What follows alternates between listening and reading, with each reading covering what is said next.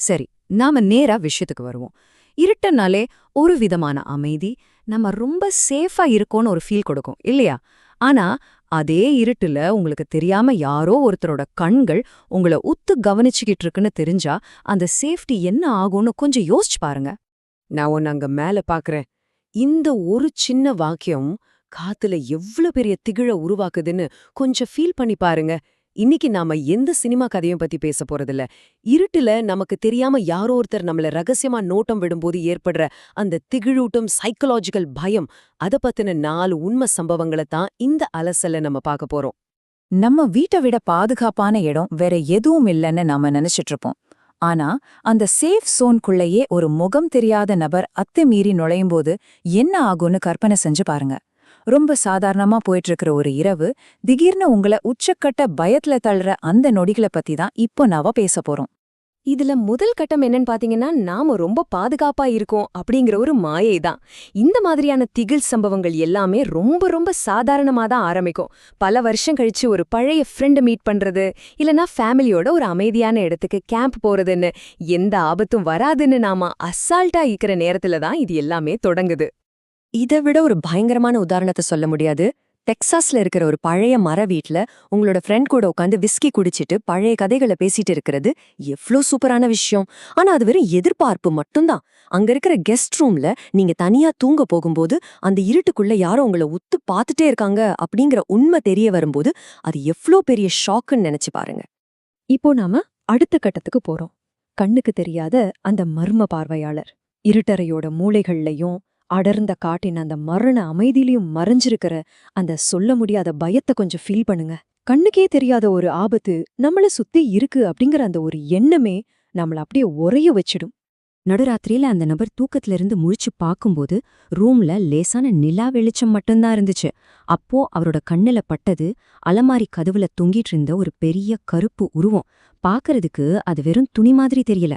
அதோட அகண்ட தோள் பட்டைகளும் அந்த ஷேப்பும் அச்சசலா ஒரு மனுஷனோட நிழல் மாதிரியே ரொம்ப பயங்கரமா இருந்துச்சு. அந்த பயம் எப்படி மெதுமெதுவா உச்சத்துக்கு போகுதுன்னு பாருங்க. முதல்ல அந்த உருவத்தை பாக்குறீங்க, மனசுக்குள்ள பயம் இருந்தாலும் அதை அடக்கிட்டு எப்படியாவது கட்டாயமா தூங்க ட்ரை பண்றீங்க. விடிஞ்சதும் முழிச்சு பார்த்தா அந்த மூலையில எதுவுமே இல்ல. அந்த கருப்பு கோட் அங்க இல்ல. தன்னோட ஃப்ரெண்டு டாம் கிட்ட போய் கேட்கும்போது, என்கிட்ட அப்படி ஒரு கோட்டே இல்லையே, சொல்லப்போனா அந்த ரூம்ல கோட் மாட்டுற ஸ்டாண்டு கூட கிடையாதே அப்படின்னு அவன் சொல்றப்போ உங்களுக்கு ஏற்படுற அந்த திகில கொஞ்சம் நினைச்சு பாருங்க. இந்த பயம் எப்படி இன்னும் கொஞ்சம் கொஞ்சமா அதிகமாகுதுன்னு ஸ்வீடன்ல இருக்கிற ஒரு அடர்ந்த காட்டு பகுதிக்கு போய் பார்க்கலாம். நடுராத்திரியில தங்களோட டென்ட்டுகளுக்குள்ள தனியா இருக்கிற ஒரு ஃபேமிலி கேட்கிற அந்த சத்தங்களை கொஞ்சம் கவனிங்க. சரளக்கல்லு மேல ஒரு இரும்பு மண்வெட்டு உரசும் சத்தம், ஒரு காரோட டிக்கி வேகமா சாத்தப்படுற சத்தம், காட்டுக்குள்ள இருந்து ரத்தத்தை ஒரே வைக்கிற மாதிரி ஒரு மனுஷனோட அலறல்.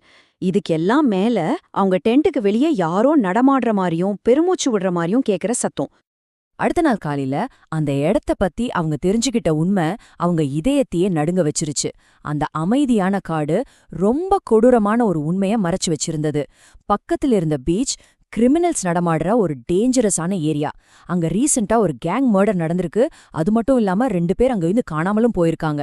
நேத்து ராத்திரி நாம எவ்ளோ பெரிய ஆபத்தோட விளிம்புல இருந்திருக்கோன்னு அந்த ஃபேமிலிக்கு அப்போதான் உரைச்சுது.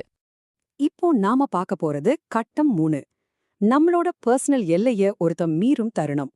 நாம சேஃபா இருக்கோன்னு நினைச்ச மாய சுக்கு நூறா உடையிற நேரம் இது. ஆபத்துங்கிறது இனிமே மறைமுகமா இல்ல, நேரடியா உங்க கண்ணு முன்னாடி வந்து நிக்கிற தருணம். நம்மள சுத்தி இருக்கிற அச்சுறுத்தல் நிஜம்னு மறுக்க முடியாதபடி உணர்ற அந்த அதிரடியான நிமிஷம். இந்த ஸ்லைட்ல ஒரு முக்கியமான விஷயத்த கவனிங்க. ஒரு ஆபத்தை எவ்ளோ வேகமா உங்களை நெருங்குதுன்னு. ஒரு 16 வயசு பொண்ணு ராத்திரி 11 மணிக்கு தனியா ரோட்ல நடந்து வரா. 5 நிமிஷம் கழிச்சு 11:05க்கு அவளுக்கு பின்னாடி யாரோ நடக்கிற சத்தம் கேக்குது. 11:10க்கு பின்னாடி வந்த ஒரு நடுத்தர வயசுக்கார அவகிட்ட பேச்சு கொடுத்து அட்ரஸ் கேக்குறான். அடுத்த 5வது நிமிஷம் 11:15க்கு அவ வாழ்க்கையிலேயே ரொம்ப மோசமான பயங்கரமான ஒரு சேசிங் ஆரம்பிக்குது. அவ்ளோ நேரம் நல்லவ மாதிரி பேசிட்டு இருந்தவனோட நிஜ முகம் இப்போ முழுசா வெளியே வந்துருச்சு. அந்த பொண்ணு பயத்துல ஹெல்ப் கேட்டு கத்துனப்போ அவன் வாய மூடிடின்னு ரொம்ப ஆக்ரெசிவா கத்துறான். இது சாதாரணமா வழி கேட்கிற நபர் இல்ல, இது ஒரு கடத்தல் முயற்சி. தன்னோட உயிருக்கே ஆபத்துன்னு அந்த பொண்ணுக்கு அந்த செகண்ட்ல முழுசா புரிஞ்சிருச்சு. இப்போ நம்ம கவனத்தை வேற ஒரு கதைக்கு மாத்துவோம். ஒரு 6 வயசு பையன் அவனோட பெட்ரூம்ல ரொம்ப சேஃபா தூங்க போறான். மணி ராத்திரி 8:30. திடீர்னு கீழ மாடியிலிருந்து ரொம்ப மெதுவா ஒரு குரல் கேக்குது. கீத், மைக்கி. இது அச்சசலா அவங்க அம்மாவோட குரல் மாதிரியே ரொம்ப சாஃப்டா ஒலிக்குது. அந்த 6 வயசு பையன் எந்த பயமும் இல்லாம மெதுவா மாடிப்படி கதவு திறக்கறான். ஆனா கீழ படிகளுக்கு அடியில ஒரு முகம் தெரியாத பெண்ணோட இருண்ட நிழல் நிக்குது. அந்த பொண்ண பையனை பார்த்து ஹாய் செல்லம் கீழவான்னு ரொம்ப கூலா சொல்றா. நடுராத்திரியில தன்னோட வீட்டுக்குள்ளேயே ஒரு குழந்தைக்கு ஏற்பட்ட அந்த ஷாக்க வார்த்தைகளால விவரிக்கவே முடியாது. இதுல நாம கவனிக்க வேண்டிய முக்கியமான விஷயம் என்னன்னா, ஏதோ ஒரு வழிப்போக்கன் தெரியாம வீட்டுக்குள்ள வந்துட்டாங்கன்னு அந்த பசங்களோட பெற்றோர் அத ரொம்ப கேஷுவலா எடுத்துக்கிட்டாங்க. ஆனா அந்த முகம் தெரியாத பொண்ணுக்கு எப்படி அந்த 2 குழந்தைங்களோட துல்லியமான பெயர்கள் தெரிஞ்சது? இந்த திகிலூட்டும் கேள்விக்கு இன்னைக்கு வரைக்கும் விடையே கிடைக்கல. இறுதியா நாம பார்க்க போறது கட்டம் 4 சைக்கலாஜிக்கல் டிராமா. ஒரு ஆபத்து முடிஞ்ச பிறகும் விடை கிடைக்காத கேள்விகளால நம்ம மனசுல ஏற்படுற அதிர்ச்சி. இப்போ மறுபடியும் அந்த 16 வயசு பொண்ணோட கதைக்கே வருவோம். அந்த மர்ம நபர்கிட்ட இருந்து தப்பிச்சு தன்னோட நண்பன் பிராண்டனோட அவ ரொம்ப பாதுகாப்பா வீட்டுக்கு வந்துட்டான் தான் நம்ம நினைச்சோம் இல்லையா? ஆனா உண்மையான திகில் அப்போதான் ஆரம்பமாச்சு. முதல் படி அந்த நபர்கிட்ட இருந்து ரோட்ல வச்சு தப்பிச்சது. 2வது படி சேஃபா மாடியில இருக்கிற பெட்ரூம்குள்ள உட்கார்ந்திருக்கும்போது வீட்டை சுத்தி யாரோ நடக்கிற சத்தமும் பின்னாடி இருக்கிற கேட் திறக்கிற சத்தமும் கேக்குது.